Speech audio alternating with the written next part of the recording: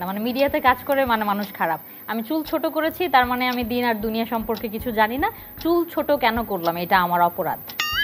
তো এটা তো আমার পার্সোনাল লাইফ। আমার হেয়ার স্টাইল কেমন হবে, আমার পোশাক আদি কেমন হবে এটা তো আমি নির্বাচন করব। আপনার ভালো লাগলে আপনি দেখবেন, ভালো না লাগলে দেখবেন না।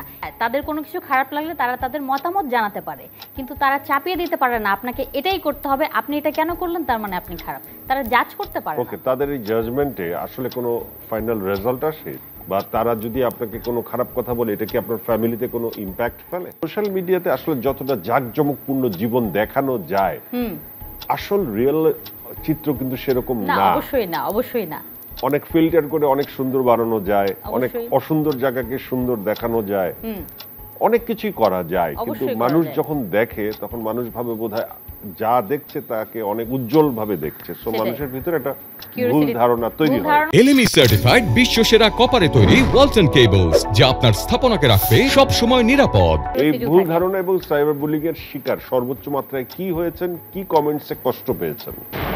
প্রথমে এই যে বললাম যে মানুষ চিনে না, জানে না, জাজ করে বসে যে হয়তোবা মিডিয়ায় এসে পয়সা কামাই করছে অথবা বিপথে কামাচ্ছে, এই চিন্তাটা সবার মাঝে থাকে। কারো ফ্যামিলি যে স্টেবল হতে পারে অথবা ফ্যামিলিতে পয়সা থাকতে পারে এটা মানুষের মাথায় থাকে না। মানে মিডিয়াতে কাজ করে মানে মানুষ খারাপ। আমি চুল ছোট করেছি তার মানে আমি দিন আর দুনিয়া সম্পর্কে কিছু জানি না।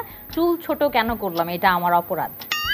তো এটা তো আমার পার্সোনাল লাইফ। আমার হেয়ার স্টাইল কেমন হবে, আমার পোশাক আদি কেমন হবে এটা তো আমি নির্বাচন করব।